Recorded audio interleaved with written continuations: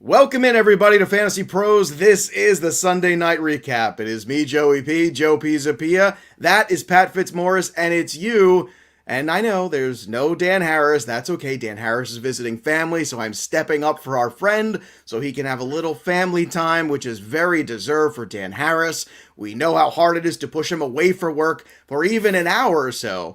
But Pat and I were able to do that, and we're going to bring you all the recap action from Week 5 in the NFL.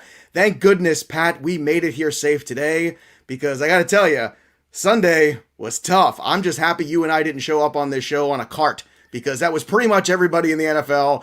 It was a very tough week, again, for injuries. We're going to help you try to sort through that. But on the flip side, too, also some very good performances. So as though good, there was bad, and there was some ugly, I would say, in Week 5. Yeah, and there were some fireworks, Joe. Like, I don't know about your teams, but it seemed like, I was on the right side of some blowouts in fantasy matchups. I was on the business end of some blowouts, and I think there were some tight, high-scoring games. But, like, in none of my games were both teams low-scoring. Like, there were some points put up this week. And as for the injury thing, just be glad we weren't wearing Giants uniforms this week, Joe, because, man, tough day for those guys. It was. I'm sure Rex Ryan somewhere can't get enough of these Saquon Barkley ankle shots that are just flying around Twitter, just all over the place, flying around, can't get enough of them. But there were a lot of fantastic performances. We continue to watch the evolution of Justin Herbert, which I got to tell you is very exciting. I can't wait to talk about that game. That was an incredible game. And some really great breakout performances, too. And guys like Jamar Chase taking it to the next level. But before we get to any of that, I just want to remind everybody, too, don't forget about the contest we've got going on as well. Some very exciting stuff at Fantasy Pros. Go to fantasypros.com/contest. And that's how you get a chance to enter what we've got going on right now. And remember, you get a 3 times entry whenever you go ahead and subscribe to our YouTube channel. And this that we're giving away now in the month of October is the Justin Jefferson helmet. It's autographed, it's glorious, it's beautiful. That's what you want. And thanks to our friends at Pristine Auctions. So what you got to do is make sure you head over to fantasypros.com/contest. Leave a review of the show on Apple Podcasts or CastBox. When you do, also make sure you subscribe to the YouTube channel, get that 3x entry, and then you have an opportunity to go ahead and put your hat in the ring. And we also have a winner from last month's contest, Brian F. from Alexandria, Minnesota. Congratulations, Brian. You won the Kyler Murray autographed football we were trying to give away in the month of September. So congratulations on that. Now, I know for those of you who are missing their fix of Dan Harris, don't worry. The kickoff will be there for you. 15 glorious minutes of Dan Harris ranting and raving like a lunatic about fantasy football. It's a beautiful thing. It's quick. It's hard-hitting. And I know when you think of Dan Harris, those are 2 words that really, don't all come to mind. Quick, hitting. No, none of that stuff really works. But for some reason, the show works, and it's great. He gives you all the breakdowns, all the news, all the notes. I'm sure there's going to be a very busy show coming up next for him. But again, you got to subscribe to The Kickoff wherever you get your podcast, starring Dan Harris, the Kickoff Fantasy Football Podcast, part of our amazing offerings here at Fantasy Pros. And let's kick things off here with a little trust or bust, because I heard that's a little game we like to play. And I got to tell you, Pat, I'm pretty sure that tomorrow on the Waiver Wire show, we're going to be talking a whole lot about Kadarius Toney. Kadarius Toney threw a punch. He was hard-hitting. Unfortunately, I don't know why anybody throws a punch to a guy wearing a helmet. But alas, things happen like that. 10 receptions in this game for him, 189 yards. The long one was 38 in this one. This was definitely an outstanding performance from Toney. He had all the moves, Pat. Very exciting player. Here's the question. Are you trusting him going forward, or is this a gadget guy for you who just kind of caught the Cowboys sleeping a little bit because they weren't prepared for him? Joe, I don't only trust in him, like I'm convinced he is going to be a star after what we've seen the last 2 weeks. And I kind of mentioned this in the primer this week, that are we going to look at the Kadarius Toney summer as being very much like the Odell Beckham rookie year summer where, Beckham had the hamstring problems right away, like tweaked his hammy in the first workout of training camp. And it was kind of a washout for him. And like, he wasn't being drafted very highly, if at all, that summer, like late in drafts. And all of a sudden he shows up a couple weeks into the season and just pops. And it was kind of the same thing for Toney. He had the COVID issue. I think like his OTAs were like a washout because of personal matters. And he was kind of out of sight, out of mind the first few weeks. And Sterling Shepard was, performing very, very well. And all of a sudden Tony shows up, and like last week he looked good. And this week he just looked amazing, man. He had to move on Trayvon Diggs, who's turned into one of the best cornerbacks in the league, where he just stopped on a dime and created like instant 7 yards of separation and turned it into like a catch and run for 40 yards. He's just amazing. Like, he looks great. He just moves unlike anyone else on the field. And, yeah, so I totally trust him going forward. And what is Sterling Shepard going to come back to? Because they cannot put this genie back in the bottle, Joe. Like, Tony is a star, and he needs to be in people's lineups pretty much every week from here on in, I think. Well, I mean, they lined him up at quarterback at one point for that gadget play. I guess he played quarterback in high school. I saw that. That was very fun and entertaining. But you're right. I love the comparison of the Odell Beckham premiere, because that's what it kind of feels like. It feels electric. And I think whenever you have a player like that on the field, you feel like, well, we can come back in any game because we've got Tony. We've got this guy who's a playmaker. And that's the thing that you look at some offenses right now, like offense like the Patriots. They don't have that kind of guy. There's no playmaker kind of guy. They've got this, which is good because they just lost a playmaker, Saquon Barkley, for, we would imagine, for a few weeks, I'm thinking, but I don't want to put the cart before the horse. Let's do another trust or bust here. Let's start with Khalil Herbert. We were all talking about Damian Williams, but guess what? How about 18 carries for Khalil Herbert in this game? This was not a fun game. I'm sorry.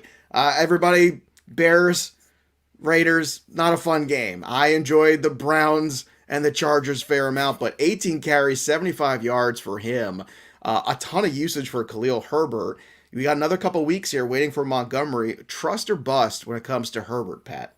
Yeah, trust for the most part. It's interesting how Bill Lazor has been calling plays since he took over the play calling duties from Matt Nagy a couple of weeks ago. He is kind of taking this less is more approach with Justin Fields and kind of trying to scale back passing volume. But when Fields does throw now, it's like the bigger shots downfield. And that means a lot of running the ball, so there might be room for both Damian Williams and Khalil Herbert to produce in the coming weeks. Now, of course, David Montgomery is going to be back eventually, so that's a conditional trust, Joe, because we don't know what it's going to look like when Montgomery gets back and Herbert kind of goes back to being the number 3 guy. But for the next couple of weeks, with buys kicking in, the injuries mounting, I think Herbert's probably going to be finding his way into some lineups. Yeah. All right. Let's try to squeeze one more in here, and we'll squeeze a tight end in here. Let's talk about Kyle Pitts. 9 for 119 and a touchdown. We finally got a Kyle Pitts game. Oh, Pat, I can't tell you. I've been taking a lot of abuse behind the scenes from Dan Harris, and of course he disappears as soon as the big Kyle Pitts game happens. It's just like him. He goes, hides away. Nah, I gotta go drive for 6 hours to visit family. Sure, Harris, whatever. But here you go, Pat. This is a big game, and I know we've had a lot of injuries to the tight end position. There might be some people that have had Kyle Pitts that have picked up some other tight ends because they started to get a little itchy and a little concerned. Are we trusting, or is this a bust here for Kyle Pitts? Is this the opportunity to get out from under, or is this the beginning of what could be a really fantastic rookie season for him? I think it's trust. I think there's going to be a pretty limited target tree in Atlanta from here on out, and it's basically looking like Calvin Ridley when he gets back, Kyle Pitts, and Cordero Patterson. And I think those guys are going to get the vast majority of the targets. Not too much spillover to the Zacchaeuses and, I guess Hayden Hurst. But so, yeah, I think he's a mid-range tight end 1. He's not quite on par with the Kelseys and the Wallers, but he's in that next tier, and I think if you have him, you're feeling pretty good about him. All right, let's go through the games here. We're going to go try to give you a little fantasy fly around from every game, give you our fantasy takeaways here, and we'll start in London. Why not? Let's start across the pond. The Falcons 27-20 over the New York Jets. Jets fall to 1-4. Falcons get their second win of the season here. Falcons got up early on them. A little bit of a scary moment for everybody who had Cordero Patterson, but he did come back into that game. Mike Davis had a touchdown finally in this one. A better showing for him in terms of yards per carry. Couldn't get worse. What was it, like 13 carries for 14 yards last week, if memory serves? This week, 13 for 53. That's an improvement. Had the touchdown. Matt Ryan played well. We mentioned Pitts. Cordero Patterson seems to continue to be the guy all over the place. 100 all-purpose yards for him. So from the Falcons sides, What's your big takeaway here from this one? Can Cordero Patterson and Mike Davis coexist here in this Falcons offense? I think they can, Joe. And I think what we like to see is that Cordero Patterson played 46 out of 78 offensive snaps. He'd been around a third of the offensive snaps. This week, he played more than half. So you didn't know like if it was sustainable with him playing that small snap share. And, with those 1/3 of the snaps he had been playing, he was basically either getting a carry or a target on half of them. And that just seemed like something that wasn't going to continue at that pace. He needed to play more snaps if he was going to continue to hold this value.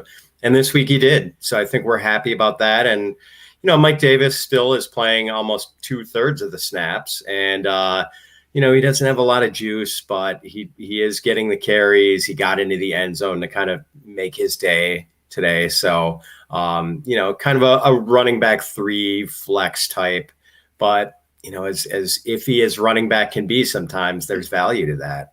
All right. And speaking of value or lack thereof, I see Dan Harris has actually joined the chat. So he really can't take any time off. He is still in this show already. I see you, Dan Harris. How dare you pop up and then say nice things on top of it? And maybe we can get him away here and shoo him away from the show by talking about the Jets in this game. I was incredibly disappointed by the Jameson Crowder performance in this one. I had high expectations for him. It was a good matchup. He failed miserably. Failure is something that is not new to the Jets. Just 4 for 24 in this one. Corey Davis-Algen just 4 catches as well for 45. Nice to see Michael Carter get a touchdown. That's a good thing here. But look, I know the score was 27-20. The Falcons got up early. It was 20-3 at the half. This was kind of the Falcons game all the way through. Is there any fantasy takeaway at all for you for the Jets? No, I mean, I think Carter and Corey Davis are rosterable and, borderline starts. Maybe in the coming bye weeks, they'll be a little more startable. But right now, they're kind of bench fodder. But they're pretty much the only 2 rosterable guys. I guess Crowder may be rosterable also, but maybe not startable right now until we see how things are going to work out with him. And I know his snaps came down a little bit as Elijah Moore maybe got a few more this week. So I know I kind of bleak here overall. Oh, goodness. And Dan Harris says he never sleeps or takes vacations. He's just going to someday hopefully see the Jets in the Super Bowl. Someday in his lifetime. That would be a fun thing. Let's move on. Enough with the Jets. We've already spent too much time. Let's talk about the Packers and Bengals. This was a fun game. Oh, poor Mason Crosby. Oh, kicking in general this Sunday. Ooh. It was a brutal day for extra points, for missed field goals. Mason Crosby did not escape the offers in that for a little while. But overall here, an entertaining game to say the least. Also, Joe Burrow, a phenomenal, just gutty performance here. He got rocked at one point, hit his head really hard on the grass, came back into the game and put his team in a position to win. They should have won. They did not win, unfortunately. This game goes to the Packers. They go to 4-1. 25-22 is the final. But the Bengals are competitive. Been talking about that Bengals defense with Bogman on the IDP show. We keep talking about how they play well, they play hard. They don't have star power, but they play the game properly. They're in the right position. Bates, Bell, all those guys are playing really good football. But I want to talk about Jamar Chase because it's a fantasy show. 6 for 159, 70-yard touchdown. Look, it's starting to feel like Jamar Chase is shaping up to be a second-round pick next year. Do you think that's a hot take here, Pat? No, I don't think it is, Joe. And I thought there was going to be room for all of the Bengals receivers to eat today against a Packers defense, not missing Jair Alexander, plus, the pass rush missing Zadarius Smith as it has been all season. And no, I mean, it was really just the Chase show. Like Higgins didn't do much. Boyd didn't do much. It was all about Jamar Chase, and he just looks so good. And now 5 touchdowns on the year, Joe, all of them for at least 30 yards. Crazy. He almost could have had a second long one today. They ruled he was off kind of a weird ball deflects off him. He stays with it, makes the catch, went to the ground though, and a Packer defender kind of rolled over him. So they ruled him down, but he is just a big play waiting to happen. And he and Burrow just carrying over that college chemistry that they had at LSU. And it just looks phenomenal. He's a locked in wide receiver 1, no question. It's amazing to me, Pat, and I think it's a great reminder for everybody next year. Don't take preseason too seriously. Oh, Don't take comments too seriously, because I was somebody who was in on Jamar Chase in a lot of places, and the earlier my drafts were, the more Jamar Chase I had. And as drafts went on and the stock went down, I was actually able to get a little bit more of him. There was that weird middle where he started to get really elevated, and I got a little bit gun shy. And then I started buying in at the end when people started to get a little concerned, and that turned out to be a good buy as well. But his performance has been great. But not to be outdone, he wasn't even the best receiver in this game, Pat. Davante Adams, 11 catches for 206 and a touchdown. I got to tell you, it was not a bad day. Had Jamar Chase and Davante Adams in the DFS lineups today together. It was a good pairing. Worked out. But like you were saying, I thought more Bengals were going to eat today. So Higgins wasn't great. That kind of hurt me a little bit there. So still, Davante Adams, we were talking about this being a smash game for him on the DFS show earlier in the week on Fantasy Pros. It absolutely was.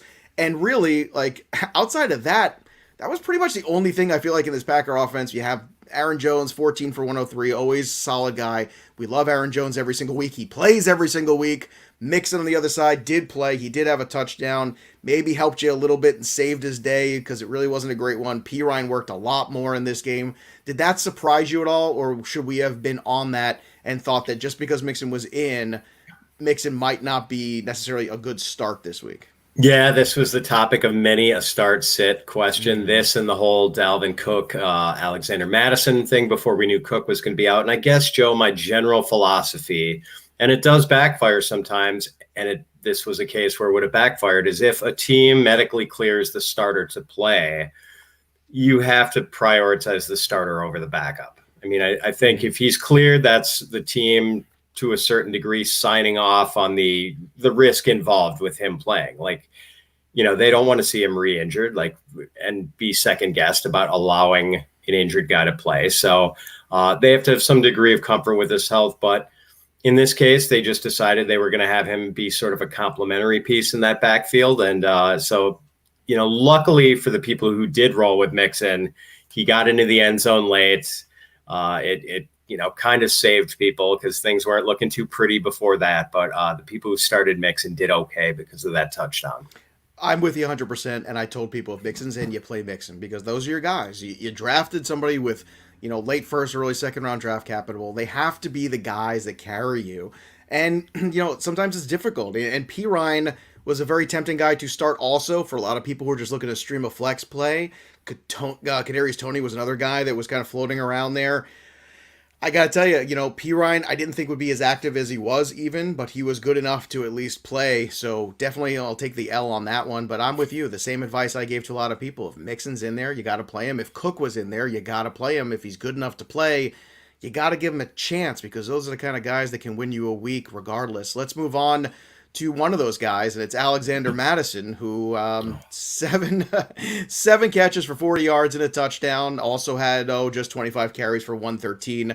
Pretty good showing, which is good because, you know, in years past when we saw Madison get the ball when Dalvin Cook wasn't around, it was less than thrilling, Pat.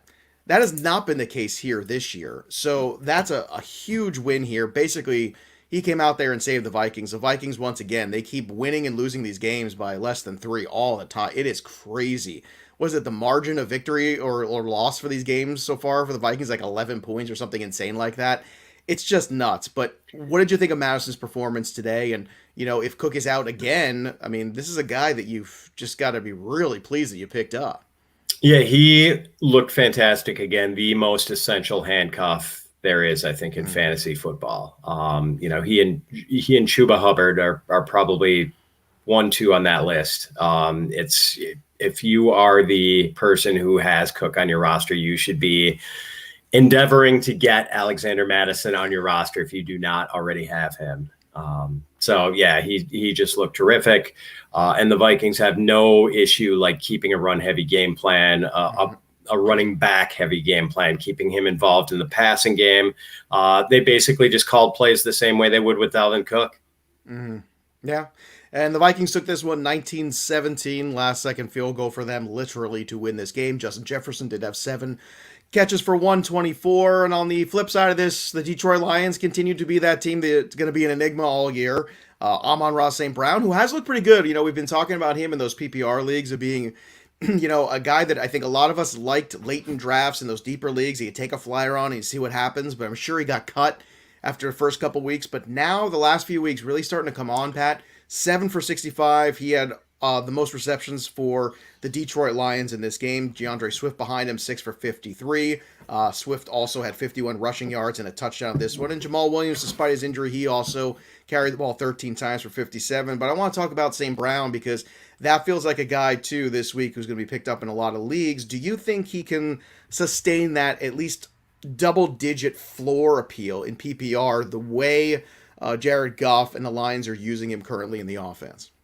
He has looked good ever since the preseason. I'm not sure why he wasn't getting a little more involved and why he was losing snaps and targets to Khalif Raymond and some of these other weird guys. And so we saw Quintez Cephas leave with a shoulder injury today, which could possibly create some target opportunities for St. Brown. Maybe Tyrell Williams comes back, though, off IR. I think he's due to come off in week 6 after being out with a concussion for a while. So I think he's at least rosterable in typical 12-team leagues as kind of a wait and see. Like maybe he can be the one guy who breaks through from kind of a murky wide receiver core in Detroit.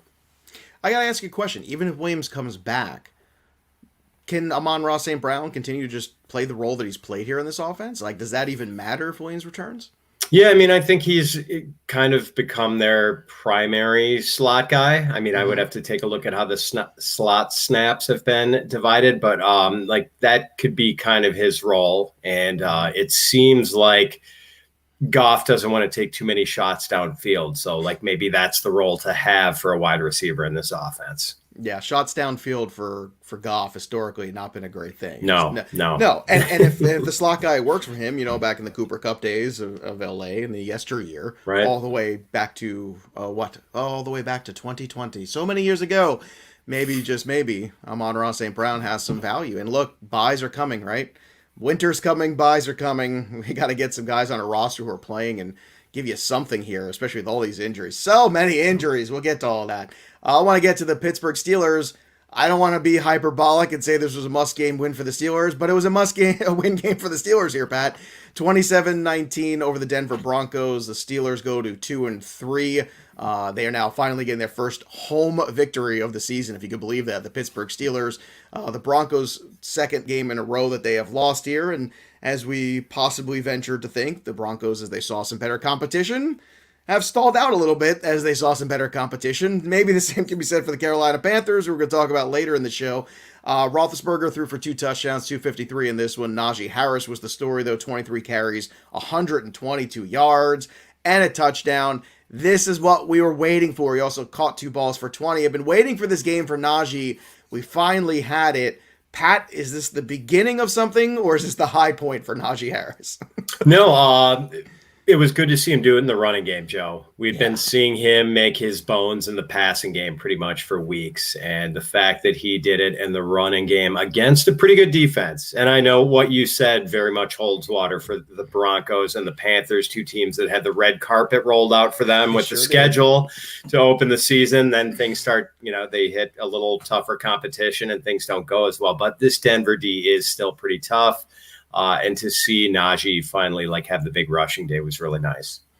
Also in this day, Chase Claypool having himself a day. 5 receptions for 130 and a touchdown. Deontay Johnson caught just 2 balls. Can you imagine Deontay Johnson catching 2 passes? And one was a 50-yarder, right? And he had a touchdown. It was like I thought to myself, oh my goodness, Deontay Johnson opening this game. This is going to be a big Deontay Johnson game. But it really wasn't. It was the Claypool game.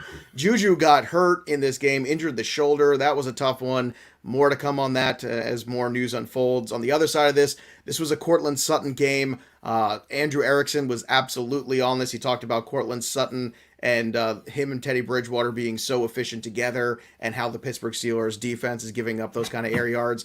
Courtland Sutton had a shot at another touchdown this game, but 7 for 120 a touchdown. I think any of us will take that. What I want to ask you about is the run game here when it comes to the Broncos. Javonte Williams, 8 carries for 61. Melvin Gordon, 9 carries for 34. So tell me this. Are we starting to see the worm turn a little bit in this Denver backfield, or is this a one-off here for you?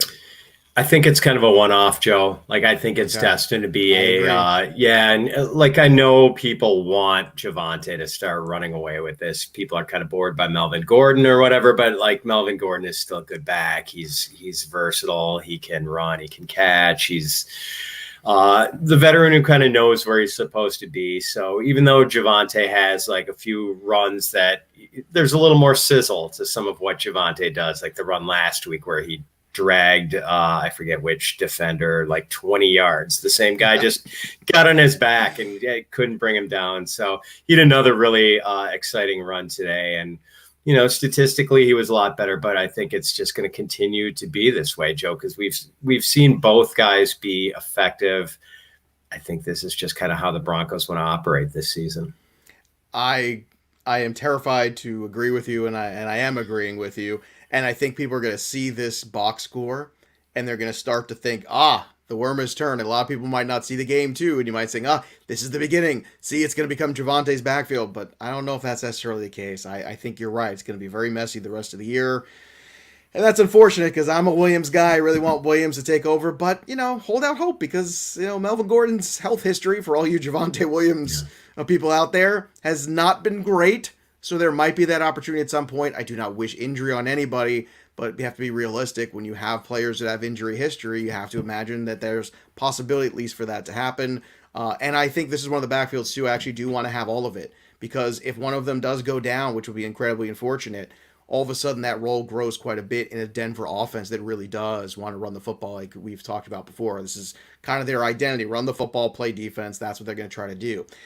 Let's go to Florida and let's talk about the Florida man, Tom Brady, in this one.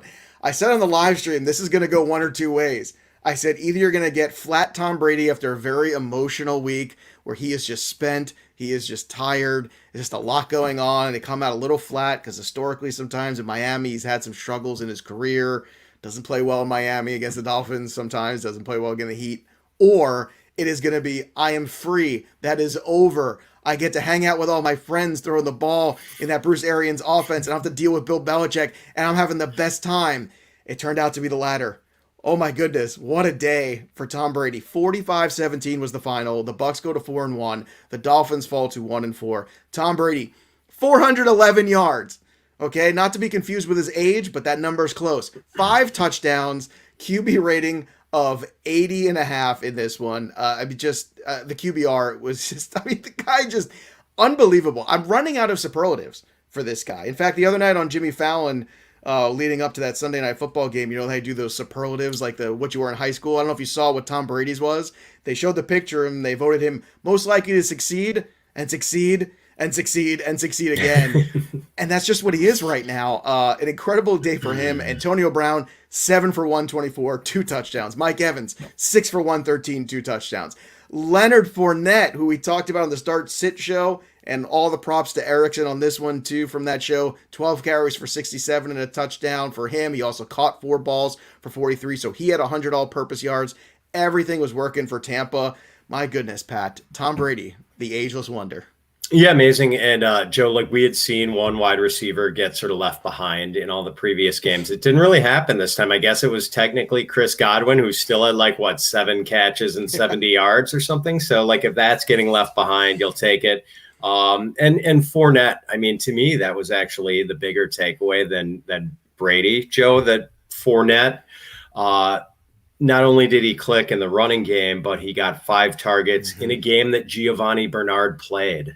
That's a really good sign. And scored a touchdown, right? Yes, Bernard had a TD yes, yeah, he did. So for Fournette to get over like that in a game where, Gio was healthy enough to, play some snaps, but Fournette is the main guy now in this offense, it seems. And as long as he's healthy, he's going to have that role. And with the versatile run catch role, there's a lot of value to that in this prolific offense.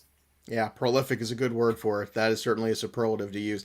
And it feels like there's something about Antonio Brown that Tom Brady just really loves throwing the football to him. He really does. They, certain guys just have that connection. You can't, and it's not taking away anything from Godwin or Evans, but this is one of the things we were trying to drive home, I think, in the preseason on so many of those draft shows, which is You could pay wide receiver 14, 15 overall price for Godwin or Evans, or you could wait and draft Antonio Brown as a wide receiver 4 or even a wide receiver 3 maybe in some of those leagues as the stock went up a little bit. And it was just such a no-brainer because you figured, well, they're not that far apart, but in terms of ADP they were, and looking back on it, that was the correct instinct. And it just feels like AB is that guy that Tom Brady just seems to know where he's going to be on the field at all times. You know, that crossing route where he scored that big touchdown was a beautiful thing. I know the one defender fell down on the other side, but still, that is a tough throw. He makes that throw, and he knows that Antonio Brown's going to be in the right spot. He catches that ball, he splits the two defenders, and he goes off, and that's it. And that is the thing. That instinctual play is what he's got. And in terms of instincts, all of our instincts were run away from Myles Gaskin. Every single fantasy analyst who's worth their salt told you that. I'm sure we all told you that. It was wrong. Myles Gaskin, 10 receptions for 74 yards, 2 touchdowns. Yes, he only rushed for 25 yards, but I don't care. Myles Gaskin had himself a day. This blew my mind. Of all the crazy things, this was the thing that I think stuck out the most for me. I know Devontae Parker got hurt in this game. That opened up some of the passing game, potentially some targets for Myles Gaskin, and he made the most of it. Are the Miami Dolphins not using Gaskin enough in the passing game? Was this kind of an eye-opener potentially for them for the rest of the season in this offense? It kind of was, Joe.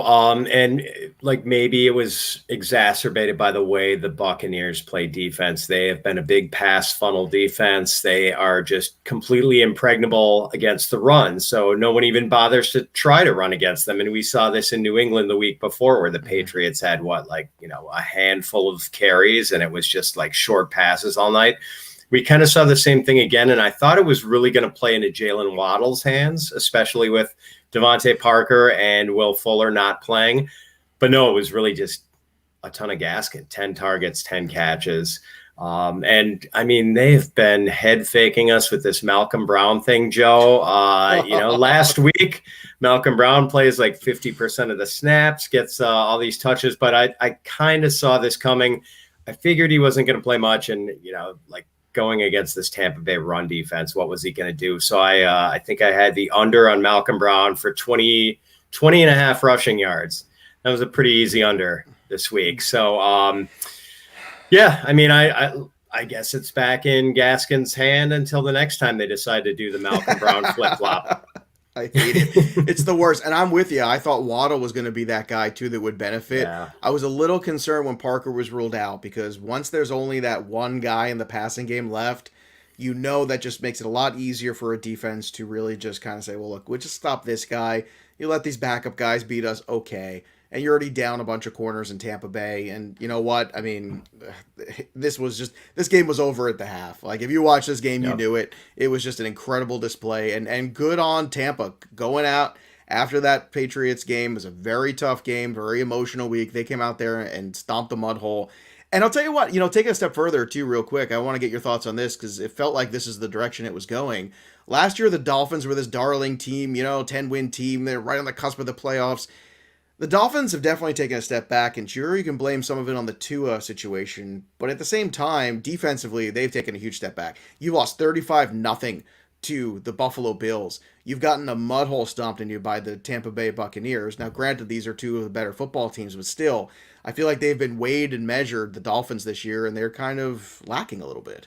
Yeah, bad front seven. I mean, their front seven is going to be, run on, I think, all year. The offensive line is still not great. They're not going to have much of a running game. And, who knows if they really have a passing game. I think we know Brissett isn't the answer, and it's just a matter of time to see whether Tua is. And the early returns there haven't been great either. So the rebuild is still ongoing. Wear your hard hat around the Dolphins headquarters these days, Joe. Like they've still got work to do. They certainly do. Speaking of teams that have work to do, how about the Washington football team defense? Giving up 33 to the Saints. They lose 33-22. The Saints go to 3-2. Washington falls to 2-3. They've lost 2 games now at home. Heineke, 2 picks, no touchdowns for him in this one. He did not play well. You got 2 touchdowns from Antonio Gibson, so I'm sure you got a lot of Gibson questions in your start sits. I got a ton.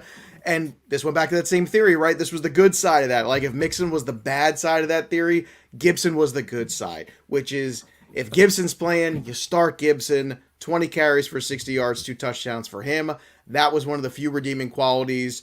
Outside of that, not a good day for Washington. On the flip side, Marquez Callaway, 4 catches for 85. He caught that incredible Hail Mary. That was one of the 2 touchdowns he scored. Deontay Harris had a big touchdown. 1 catch for 72 yards. That's all he needed. Wasn't a great PPR day, but it was a good fantasy day at least. And Jameis Winston, 279, 4 touchdowns, a pick for him. Alvin Kamara had 16 carries for 71 and a touchdown. And then he had 5 receptions for 51 and a touchdown in the receiving game. So great game for Alvin Kamara after I think a lot of people were a little concerned. Taysom Hill got rocked in this game too, out there trying to catch a pass. Certainly not a good moment there. We hope that he's doing all right. But this was a really strong game for Kamara, a really big road win for the Saints. What's your fantasy takeaway from the Saints after watching this one? It's mostly about Kamara, Joe. And I had tweeted earlier this week that, after 4 games, Alvin Kamara was averaging 3.1 yards per carry and I think like 4.8 yards per target. And I said he's basically a glitzier Mike Davis at this point. And, that didn't age well, Pat. No. Yeah, it did not, Joe. And but I mean, I still had Kamara as my, running back 2 rest of season. And it wasn't necessarily a knock like he's not valuable. I just think it was a more difficult path to value that he was taking, this run heavy route through the first 4 games of 2020. Kamara had 30 receptions, 30 through the first 4 games. Through the first 4 games of 2021, he had 10 receptions. But is on pace to just completely shatter his previous single season high in carries. So it's like weird Kamara value. And it was kind of comforting to see him get 8 targets today after getting 10. I guess it was 10 receptions the first 4 weeks. I'm not sure how many targets he had, but 8 targets. That's the kind of count we want to see from Kamara every week. And it was nice to get that today. It was good for those people who have Gibson, good for those people who have Kamara. That's about the bright spot there. The rest of this game, not very bright. I don't want to waste people's time with it, but look, Jameis Winston too, who's mistake prone, didn't make as many mistakes. And more to the point too, maybe before we go away from this, one more question for your very smart brain that you've got there. What's going on with the Washington defense this year? Under Ron Rivera, this was supposed to be the ferocious front. This was supposed to be the ones that are going to get to the quarterback, knock everybody down, and just wreak havoc and just win games on defense. This defense has not played well, Pat. It hasn't played well in the secondary, but you know what? They also haven't gotten to the quarterback enough either. I think we gotta call it what it is right now at this stage of the game. And that's I think the secondary is average, but we thought that would be enough because this pass rush was not going to give the quarterback time to throw. And how funny does it seem in hindsight, Joe, that this was a defense, one of those defenses we would take before the last round of our drafts, right. Go out of our way to get this defense. And it did nothing but hurt you for the week or 2 you had them before you dropped them like a hot potato. I mean, it was just, now this is a defense you want to target in DFS. You want to target with your, starters in season-long leagues. That's one of the unexpected developments of the season for sure. Another unexpected development, the Eagles going on the road and winning 21-18 in Carolina. No Christian McCaffrey getting this one. You got Chuba Hubbard, who had 24 carries for 101 yards. On the television program this morning, we kind of talked at length, my co-host and I, about this being a really good opportunity for Hubbard to kind of show his value, not only to the Panthers, but hey, I got one more game probably before CMC comes back. I'm going to go out there and leave everybody something to remember me by, basically. And I think he did, so that was a bright spot. Finally, we got a down DJ Moore game. 5 receptions for 42. That was disappointing. Robbie Anderson might be the definition of disappointing. 2 receptions for 30. Again, patience is good. Now it's just abusive. It's time to move on. You should not be starting him. You might even be able to drop him in some leagues right now. If there's something else out there in a shallow league, I think we can do that. On the flip side for the Eagles, great day for Devontae Smith, 7 catches for 77. He was strong in this one. You had Miles Sanders get 11 carries for 45, but it was Jalen Hurts' show. That's what it was. 2 rushing touchdowns for Hurts. 9 carries for him, 30 yards. Then he threw for 198. He did throw a pick in there, but Jalen Hurts, once again, every week I feel like we step back and Jalen Hurts is basically a QB1. And he has kind of bucked the trend for me. I was very skeptical he could do it. He has pulled it off. My question for you, as the season goes on, can he continue to maintain this kind of value with the weapons he's got surrounding him in Philadelphia?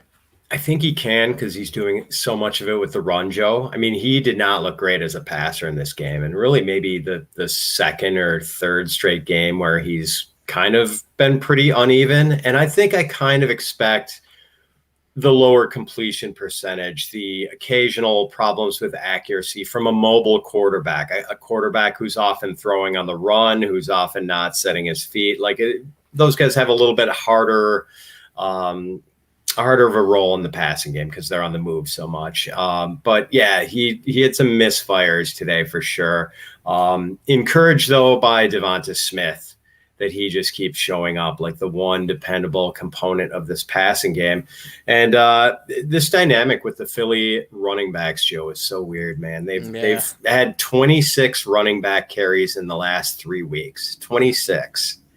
Not even 9 running back carries a game. So, and today it was Miles Sanders. He finally got a little usage in the passing game, but his 5 targets and 5 catches produced all of 6 yards. So, I mean, it's Jalen Hurts and Devonta Smith in this offense, basically. And, if you maybe need a tight end game, you can throw Dallas Goedert or Zach Ertz in your starting lineup. But, yeah. Strange. I'm hoping more Gainwell, Pat. I want more Kenneth Gainwell in this offense. Yeah, we really with Miles Sanders. We didn't get that today. No, and it's frustrating to me because I feel like when you get it, it looks good. So if it looks good, why aren't we going back to it? I don't understand the reasoning behind this, but look, the other thing too is Sam Darnold in this game. We talked about Tom Brady's QBR being 80. Sam Darnold's was 18. Okay, big variance there. Not a great game for Darnold. 3 picks, 3 sacks for him. He was hurried 19 times in this game. So look, I mean, any good quarterback, great quarterback doesn't matter. If you get to them, you put pressure on them, they'll make mistakes. And that's what happened to Darnold today. I do think he'll bounce back. But kind of like the Broncos, I think we got a little bit of false sense there about who this team might be because of what the schedule was early on, and that's why you want to be a little patient. But we start going crazy. I still believe in Darnold. I still believe in more. Getting CMC back, I think, will cure a lot of ills for this team, because that's the other thing too. I mean, it's not that Chuba wasn't good, but CMC is a different kind of weapon. I think that will help. But is this a unique opportunity here, maybe due to buy it all on the Sam Darnold or DJ Moore after this kind of down game where people are getting a little shaky maybe on the Panthers? If you could get DJ Moore at any sort of a discount, that would be great. But I assume that the DJ Moore people who have him. Yeah, exactly. I mean, they were so pleased with what they saw from him the first 4 weeks that they're willing to forgive a down game. And I think this is kind of who Sam Darnold is. We didn't expect him to go through a whole season sort of, unruffled without any bad games. He was going to have one eventually, and, he didn't have the rushing touchdowns to bail him out this time. But for the most part, I think you're pretty satisfied with those two guys still.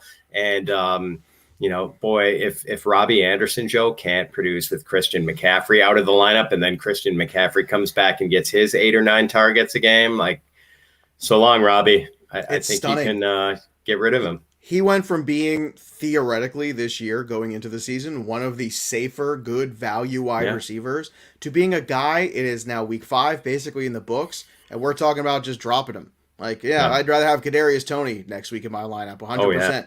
That's it. It's not even a question. So that is a fall from grace. The Tennessee Titans won their game 37-19 over the Jacksonville Jaguars. Jaguars still looking for that first win, but Urban Meyer knows the season is a grind after all. 3-2 the Titans are now. Ryan Tannehill threw for 197 and a touchdown. Derrick Henry. You know what? We need to talk about this. We need to have a chat about this, Pat, because every year I say the same thing about Derrick Henry. It's like, why don't we talk more about Derrick Henry as the 1-1? I know he's not as flashy as CMC and Dalvin Cook. I understand the PPR leagues. Everybody wants to chase those guys. But you know what Derrick Henry's stat is always good? Games played. Man, he's good at games played. Yes, he's good at touchdowns. Yes, he's good at rushing the football. But games played. I just keep coming back to it, Pat, because I feel like we should value it more than we do in fantasy, and sometimes we fall in love with the sexy upside. 29 carries, 130, 3 touchdowns. That's sexy to me, Pat. How about you? Yeah, I'm not even sure he's human anymore, Joe. It just like, sent from the future, like the Terminator franchise to just, destroy the NFL. I mean, he's on pace to break the record for rushing attempts by like 60 or something like that. And that's factoring in the extra game. But even without the extra game, he'd be on pace to just blow past it. I think it was Larry Johnson with just over 400. Yeah, it was. And and like Henry's on some crazy 470 carry pace or something, and LJ was like 404 or 420, something like that. So I mean, it's just amazing, and it really kind of dialed down passing volume for Tennessee today because they didn't need to pass. They just needed to keep giving it to Henry over and over and over again. And so we saw AJ Brown flop, and I guess AJ Brown and Tannehill were the only people in that passing game anyone would have considered putting in their lineups. But I put him in lineups, Pat. I put AJ Brown in. He was the only guy left, in that wide receiver core because Julio was out. And I thought, okay, AJ Brown, you're healthy. AJ Brown, it's just yours. It's the Jacksonville Jaguars. Go out and get me 15. Get me 15 in that lineup today. Nope. Could not do it. Not even close. 3 receptions for him on 6 targets for 38 yards. Very disappointing in AJ Brown. I can understand, like you're saying, they didn't need to, but you know what? I want them to. Yeah. Don't they care about my wants and needs of my fantasy team? What is wrong with Mike Vrabel? On the flip side of this game, Trevor Lawrence, 273, a touchdown and an interception for him. He did have a rushing score, though, in this game and 28 rushing yards. But James Robinson was a revelation. This was another guy, too. Talked at length this week on the DFS show about the value of James Robinson. The carries starting to turn in his favor. 18 for 149 and a touchdown for him in this game. This was a tremendous game. If you had patience with James Robinson, Pat, it's been rewarded these last few weeks. Yeah, it's amazing. It's come full circle, especially like quite a bumpy ride for the dynasty people who have James Robinson, thinking that they totally had the value kneecapped of James Robinson, and all of a sudden he's basically right back to where he was last season. So, yes, continues to be valuable, and now Carlos Hyde has really fallen into the background, just the occasional change of pace guy. But boy, I don't know about you, Joe. The storyline for me with Jacksonville was thinking that with DJ Chark out for the season, that it was going to be wheeled up for Marvin Jones and Laviska Shenault. And we saw those guys combined for 8 targets, while we saw a combined 13 targets for Jamal Agnew and Tavon Austin today. Well, and just on those targets you mentioned, 2 receptions between the 2 of those guys. 2 receptions for Laviska Shenault and Marvin Jones. And I'm with you. I had a lot of Shenault in some DFS lineups to do. Really good value. I was like, okay, Chenault's going to be the guy here. I can see him getting a touchdown. Dan Arnold, 6 for 64. I want to ask you about Dan Arnold because we are in a tight end crisis here between Kittle and we lost Logan Thomas and Gronk has been out. Is Dan Arnold kind of slowly creeping into consciousness? I know you could maybe say the same about Tremble too. Maybe we'll touch on him later. But is Dan Arnold a guy, because with rookie quarterbacks are still rookie quarterbacks, even if their names are Trevor Lawrence, that sometimes they just feel a little comfortable checking down to the tight end? Do you think Arnold in these next few weeks has any sort of fantasy appeal? I think he does, because he came over in that Thursday night game right away, got involved, even though he, could barely know the playbook by that point. Played in the Thursday night game. Now, 10 days later, he comes out today, gets 8 targets. And the telling thing, Joe, was that in their very first series, Dan Arnold coughs up a fumble that gets returned for a touchdown. It was kind of a debatable call. I thought it could have been ruled incomplete. It didn't look like he made the proverbial football move after getting the ball. And anyway, they ruled it a strip and a fumble return, but they kept going back to him after that. I think that was his first target, and he gets 7 more targets after that and was pretty consistently involved. And now without DJ Chark, they're down that weapon. So their targets to be allotted elsewhere. And I do think he's probably going to be no worse than high-end tight end 2 consideration going forward. Yeah, that's what it feels like to me, especially with the bye weeks coming up. People are desperate right now looking, and I'm sure Arnold is available in like 90% of leagues, probably. Yes, yes. And that's going to change. And I'm sure he's going to be a name we talk about tomorrow on the Waiver Wire podcast. So make sure you tune in for more from the guys on that one. Let's move on to the New England Patriots sneaking away with a victory with a game that, oh my goodness, what a disaster. Talk about the hangover. Oh, New England had the hangover from that game with Tom Brady. Not Tom Brady. This game was ugly. They escaped with a victory by the skin of their teeth, 25-22 over the Houston Texans. The Texans fall to 1-4. The Patriots 2-3. They are 2-0 on the road now. Davis Mills, 3 touchdowns in this game. He had 300 yards. What is happening against Davis Mills? You give up 300 yards, but we could stop Tom Brady and the Tampa Bay wide receivers? Something ain't right here. I don't know what this is. Let down, look ahead. I don't know what you want to call it. Chris Moore, 5 catches for 109, a touchdown. Chris Conley, 3 catches for 84 and a touchdown. Look, there's nothing really you can invest, I think, on a weekly basis in the Texans, and I feel like we missed the sell-high window of Brandon Cooks and Tyler Lockett. Those are the 2 guys that I circled the first 2 weeks, that these are the sell-high guys. Yeah, the Russell Wilson injury, once Tyrod Taylor got hurt too, I feel like all of that just kind of, you just lose the opportunity, unfortunately. Do you make anything out of the Chris's performance, either Conley or Moore? I don't. I think it was kind of fluky. And I think part of it, Joe, might be that, we know the Patriots are notorious for scheming to take away the other team's, a weapon of whoever the Patriots choose to take away. And obviously the guy they were going to target was Brandon Cooks in this. You keep Brandon Cooks under wraps and you pretty much stop the Houston offense. So, it turned out they didn't really stop the Houston offense when they took him away. We saw the Chris's kind of go off. That was totally unexpected. But I would say that the Cooks investors should not totally be discouraged by this performance. We knew what the Patriots were going to do. They did that. And I think Cooks will have better days. All right, let's see if there's better days for Damian Harris. 14 for 58 and a touchdown. He would have that second touchdown. It was a close call there. He went with the ball. They knocked it out before it got there. They called it a fumble, which was the right call, I thought, and it was recovered by the Texans. That was the swing in this game early on that really kind of propelled the Texans, but eventually the Patriots were able to win out. Speaking of tight ends, we just talked about Dan Arnold. This is 2 games in a row where Hunter Henry's starting to look pretty good. 6 catches for 75 and a touchdown for him. Jonnu Smith just 2 catches for 27 yards.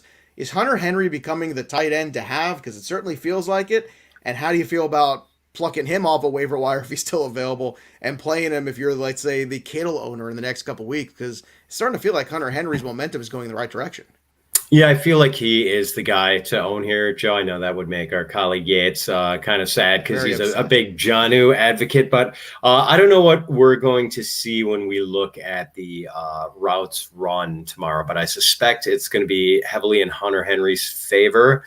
It just seems like they're using Jonnu to block a little bit more than they're using Henry.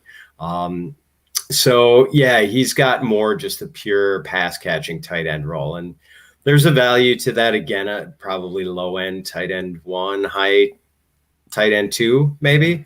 And as for Harris, it's interesting, Joe, Ramondre Stevenson had that fumble in week 1 and was in the doghouse for weeks and was a healthy scratch. And, we saw Damian Harris cough up a fumble today.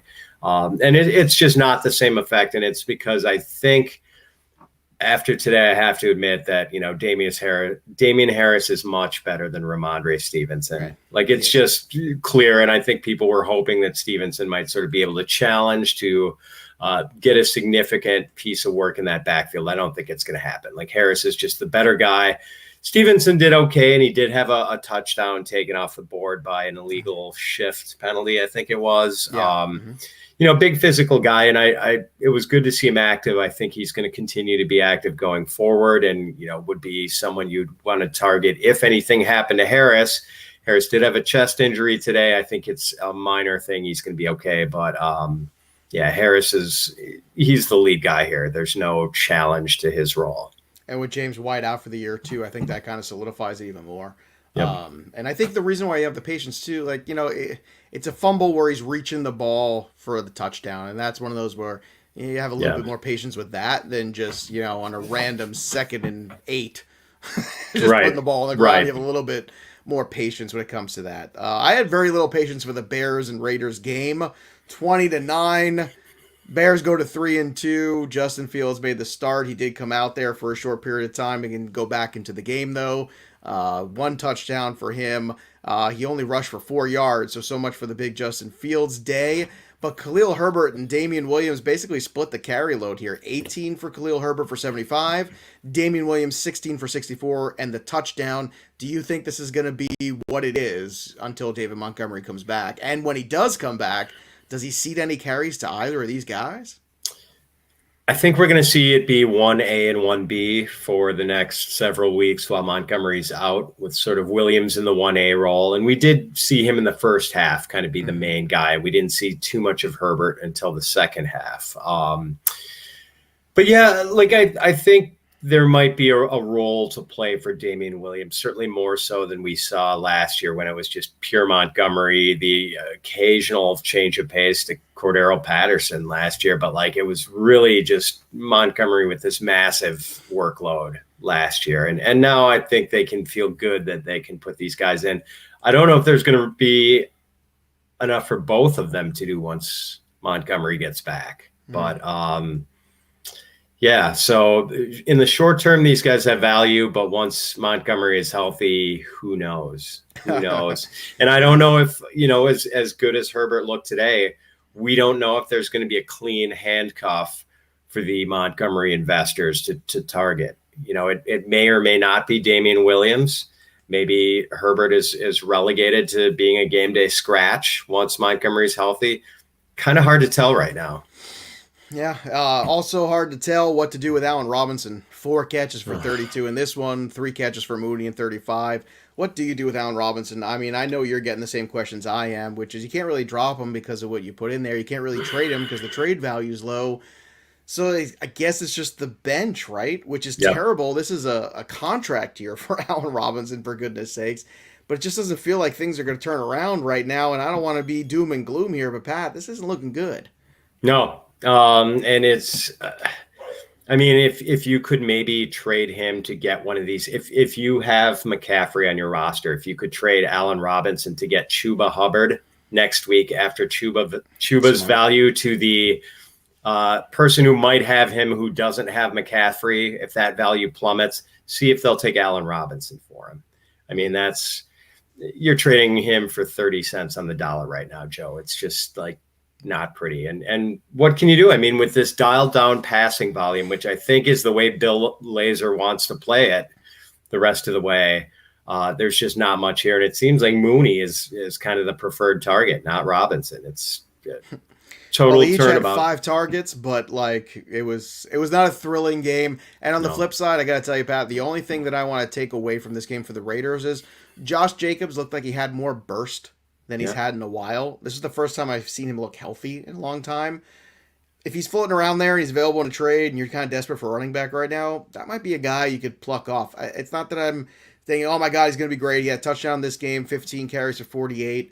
It wasn't a huge game for him necessarily. He did have 4 catches for 19 also, but he had a little bit more burst, and he looked a little bit better running the football than he has in a while, and I'm sure it's just a health issue for him. But I think that's something maybe you could take away. Once again, there's just been so many injuries, and now you lost Saquon Barkley for goodness knows how long. But before we even get to the Barkley game, let's talk about the game of the day. For me, anyway, of course, it's Chargers and Browns. This lived up to the hype. I thought this was going to be a fun game, and it obliterated my expectations. 47-42. The Chargers win again. They are now 4-1. The Cleveland Browns fall to 3-2. This game really could have gone either way there. And then towards the end, when they missed that extra point to tie the game, Pat, I thought, oh my goodness, they've left the door open. This is a terrible idea here. Now you can't go to overtime if everybody kind of craps out.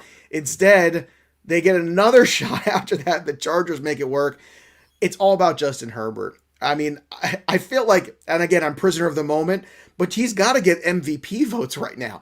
This guy has been tremendous this year. He goes into Kansas City, wins a football game. That is hard to do against Patrick Mahomes. Makes big play after big play. In this game, threw for 398 yards, 4 touchdowns.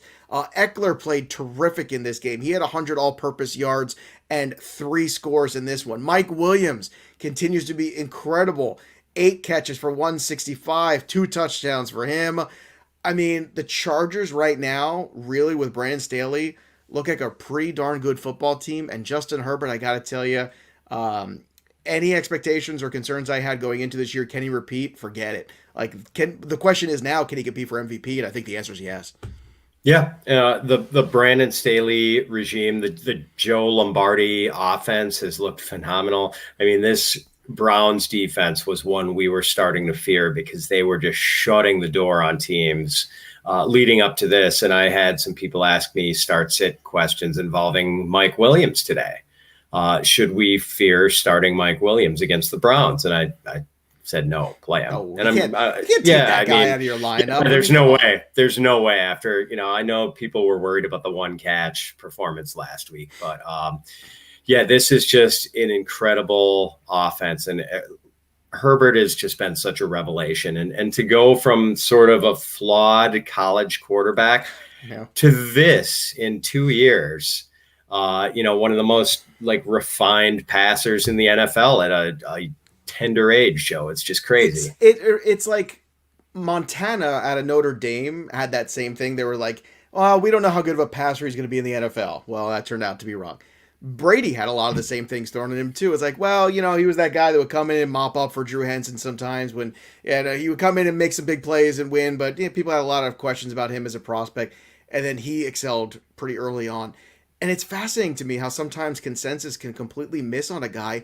And I felt like that was the consensus, right? When I looked at the draft stock of him, this was a project quarterback, not the guy breaking rookie records.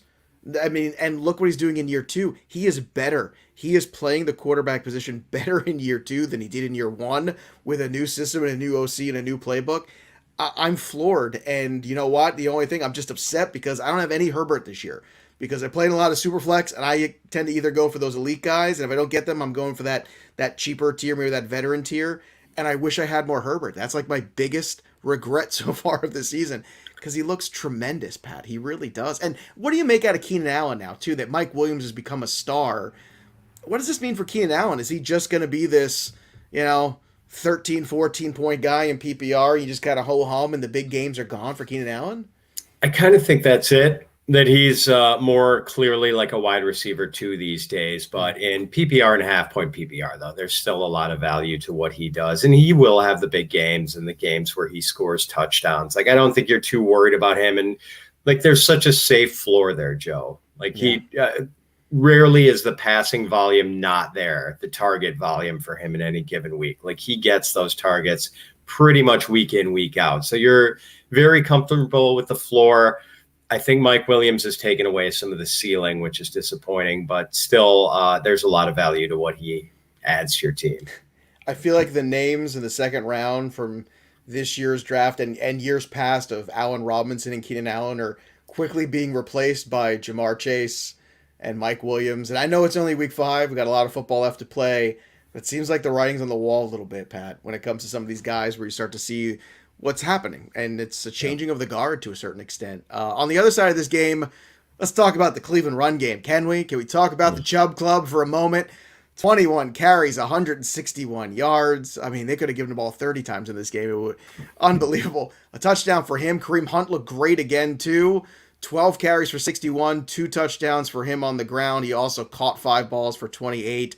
I mean, look, the Cleveland Browns are going to run the football down your throat and play defense. Problem is they didn't play good enough defense this week, and that's why they lost the football game. End of story, right? Yeah, it is. And it's unfair that the Browns are hoarding probably 2 of the 5 most talented running backs in football are on their roster because, if it was just either or, we would see Hunt having just massive value. We would see Chubb maybe getting Derrick Henry-esque carry totals every week. And how crazy is it that Chubb is still returning running back 1 value, that Hunt is still returning high-end running back 2 value when they're sharing work? But understandably, and because they have the defense to do it, though, this offense can support these 2 running backs and have them be prolific point scorers in fantasy. Yeah, Hunt has been outstanding, man. Chubb is exactly what I expected Chubb to be.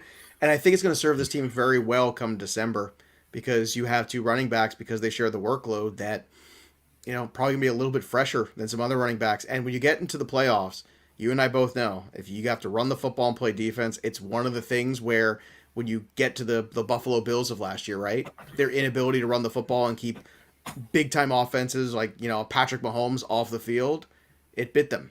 You got to be able to run the football when you get to January. I know that's not a big fantasy thing right now, but that's a real football thing, and I think it's amazing what they've been able to do. Let's move and shift gears to the Dallas Cowboys and the Giants. If you listen to the shows this week, I was very clear about my feelings on this game. I think that I said pretty well that Dallas was going to stick it to the Giants in a big way, and they did. Now, there was an early injury to Saquon Barkley. That made it a lot easier.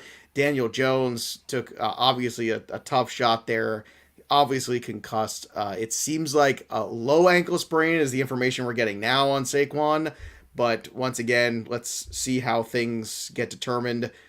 Sure, he's going to miss next week. Let's start with the Giants end of things, because the Giants, Mike Glennon came in, God bless him, did the best he possibly could. Devontae Booker, 16 carries for 42 and a touchdown, but it was Kadarius Toney's huge day. And also, Kenny Golladay got knocked out of this game too. So it was a bad day for Giants fans and Giants fantasy shares just across the board.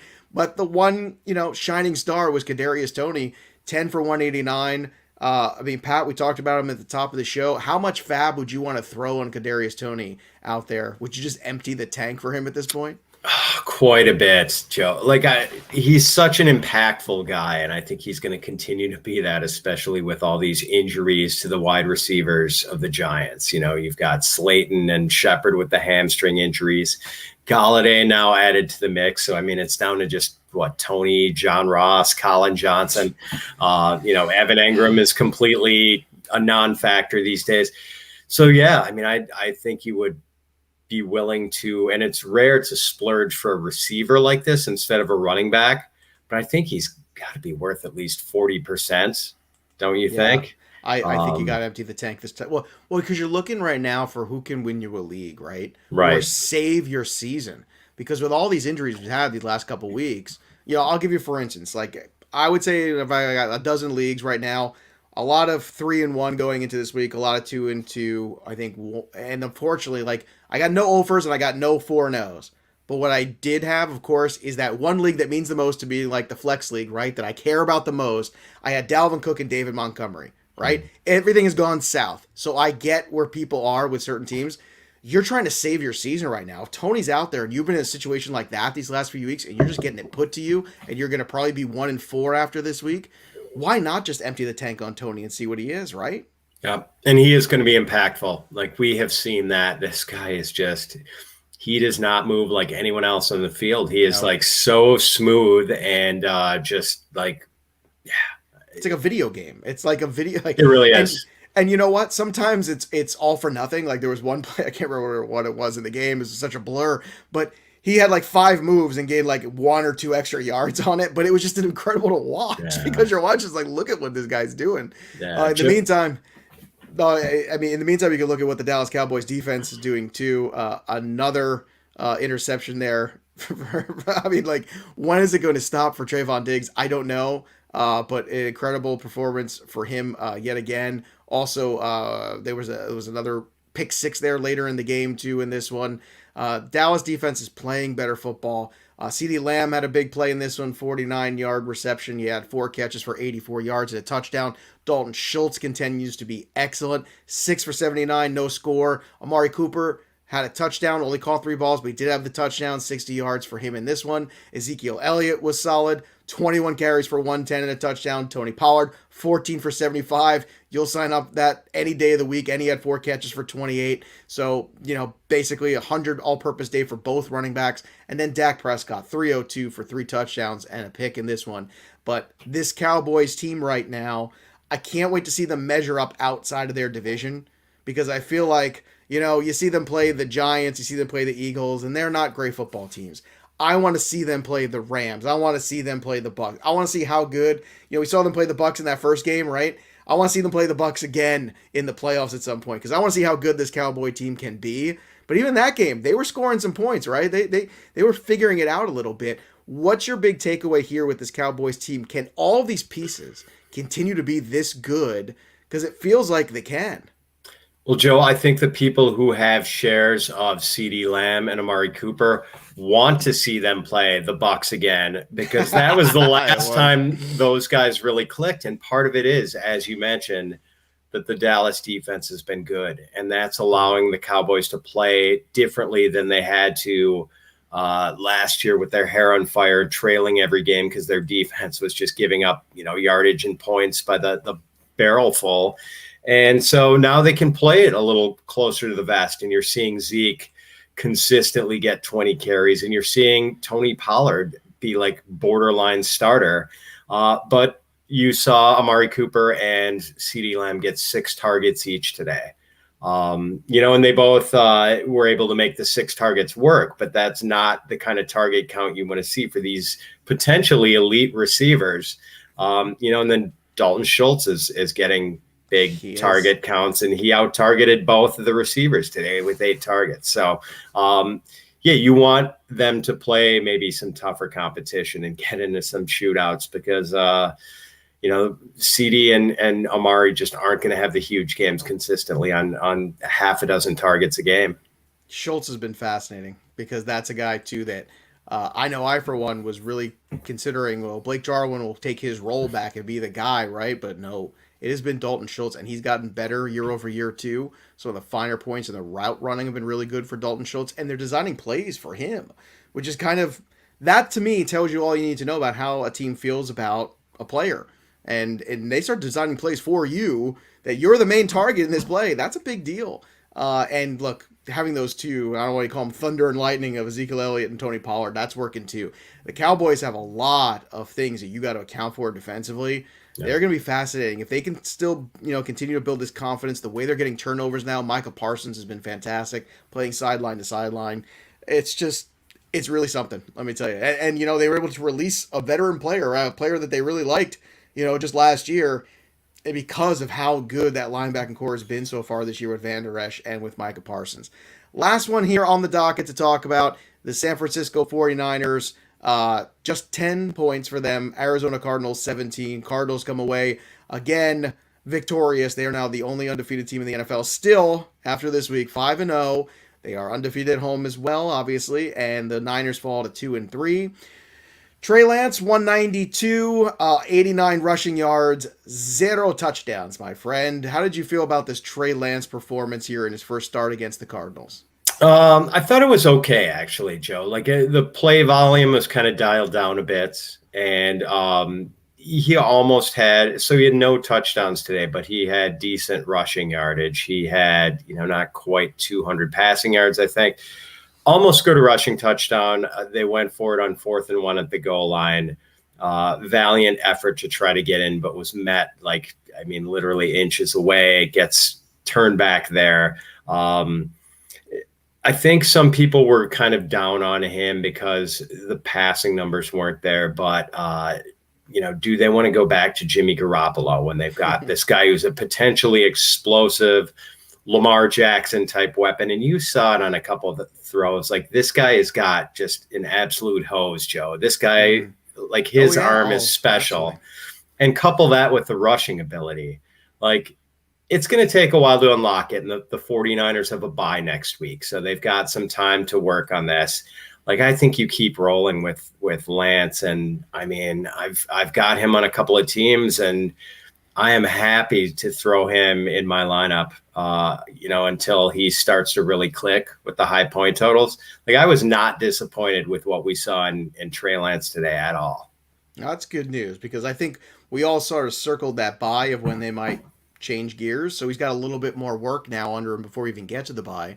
Hopefully we don't come back from the bye and then get Garoppolo again. I don't think anybody wants that. Nobody wants that.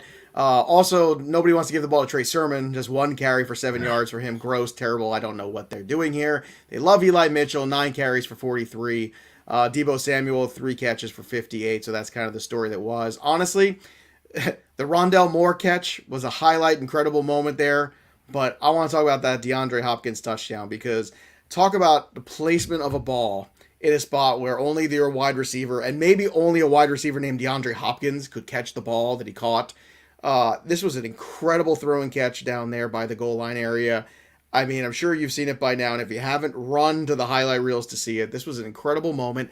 And this is the thing, I feel like Kyler Murray has finally harnessed all the athleticism and is playing quarterback now, and the league is on notice. They should be very afraid right now of how well he is playing that position, not just relying on the God-given talent and the athleticism, but now he's making throws in spots that he didn't make last year, and that's been very impressive, and that's why they're undefeated, I think, this year. Yeah. Murray looks terrific, and he's got all these weapons. And I think the issue has been that you can't really trust how the target distribution is going to be in any given week. We've seen Rondale have some good weeks and then some really quiet weeks. We've seen Hopkins not get the target count we think is befitting of a guy who's, an elite talent at the position. AJ Green's usage has ebbed and surged at times, and same with Christian Kirk. So maybe that might change a little bit with the injury to Max Williams, because they had been giving him a few more, like he was being used more than we were expecting, and he is probably not going to be around for a while. I don't know if it's season ending, but yeah, that's kind of what we're watching like this week, I think, with the Cardinals and just the target distribution. Of course, you're playing Hopkins every week, but we're sort of waiting to see whether we can trust AJ Green, whether we can trust Rondale more week in, week out. And Rondale looked great. I mean, he's such a fun talent, but this was coming off 2 quiet weeks, and a lot of people had him on their bench in week 5. And it's going to be like that. I'm confident still in Hopkins. I think the injury coupled with the Jalen Ramsey game, that's a bad combination of weeks there. I'm going to give him a pass. I'm going to throw those 2 weeks out because of those 2 reasons. And I think the guy we saw early in the year and the guy we saw today is what we expect the rest of the season from Hopkins. But it's Murray's play right now that's just putting another guy in that MVP conversation. We'll see now. We've seen the Cardinals play well before and then kind of fall apart as the season went on. Let's see what they are. But look, they've withstood a couple tests here already, including, last week going against the Rams, and we all know how that ended up working out. But we shall see. Before we close things out here, Pat, what's the biggest takeaway for you, player, team, otherwise, from Week 5 in the NFL? Kadarius Toney, Joe, absolute superstar. Welcome to the inner circle, Kadarius. Like a guy, and this is another lesson, Joe. You talked about the lesson that we should have taken away from not reading too much into Jamar Chase's shaky preseason. I think a lot of people had priors about Toney because he was a 4-year guy. He stayed in school for 4 years. He was kind of a 1-year wonder as far as college production. And so people liked Elijah Moore better, who was sort of a multi-year producer who left school after his junior year. Like Toney just kind of didn't fit what people are generally looking for, the prospecting in dynasty leagues. But, NFL teams wanted him. Like Urban Meyer talked about like wanting to have drafted him and sort of settling for Travis Etienne. I think the Packers might have been interested in him. There was NFL teams knew what this guy was all about. And Dave Gettleman gets it done, Joe. In hindsight, Dave Gettleman had a hell of a draft this year, adding a first-round pick for next year and getting Kadarius Toney. Like, bravo, Dave Gettleman, for a guy who takes a lot of crap. He does. He hit it out of the park. Pat, is he going to get to use any of those draft picks come April? Probably not. I don't know. Probably That'd be my guess. Probably not. On that note, we're going to close it out here. I want to thank everybody for listening as always and hanging out with us for the shows.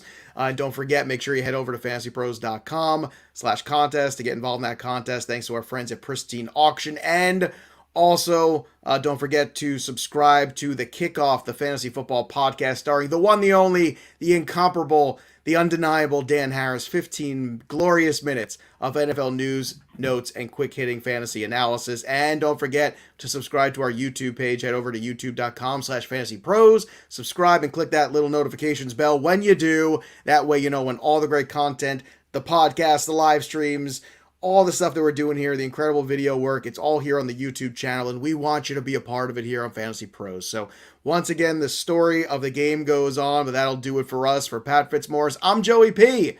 We will see you next time, kids.